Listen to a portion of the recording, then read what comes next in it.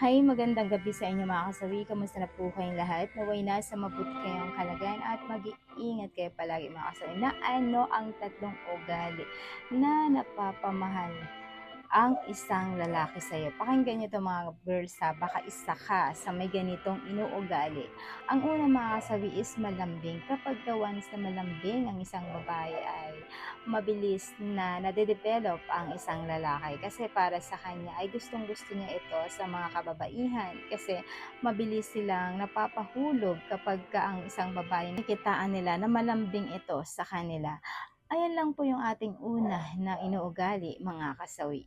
Ang pangalawa mga kasawi is maalaga. Kapag once na malaga ang isang babae, gustong gusto yan ng mga kalalakihan kasi sino ba ang lalaki na aayaw kapag ka maalaga ang isang babae? Siyempre, alam nila na kapag sila yung nagkatuluyan ay maalagaan sila ng husto nito. Ayan, pati yung magiging pamilya nila ay maalagaan sila ng husto.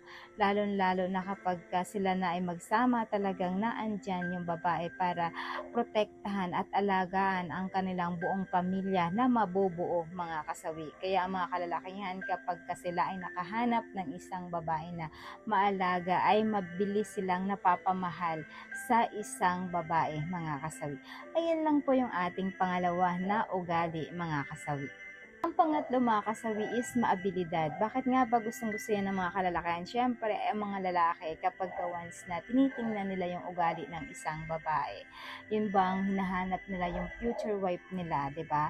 Siyempre gusto nila yung babaeng maabilidad na kahit ba walang-wala sila, pero kaya nilang gawin na magkaroon sila ng pera. Ayan, pwede silang, for example, pwede silang magtanim, pwedeng pambenta, ayan.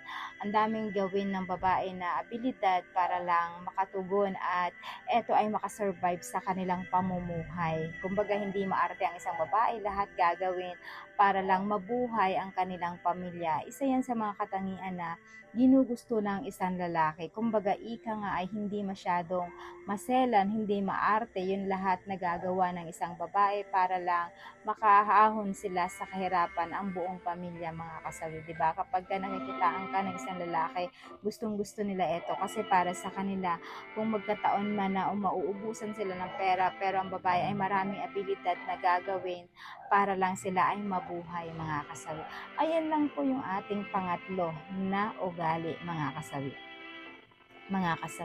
At syempre hindi mawawala yung advice sa topic na ito. Lagi niyong tatandaan sa mga kalalakihan, maging mapanuri kayo sa mga kababaihan ninyo na magiging jowa or magiging future wife kasi hindi na yan kanin na mainit na pwedeng kapag ka napasok ka ay pwede mong ibalik. Kaya laging tandaan, hindi nilalaro ang pag-aasawa. Dapat ito ay talagang mapanuri kayo. Piliin nyo yung mga kababaihan na talagang marespeto, mabait, maalaga sa inyo at higit sa lahat yung bang kahit na wala kayo ay naandyan pa rin sa inyo. Yung bang tipo na kahit walang-wala kayong pera, kayamanan, na handang magstay pa rin para sa inyo.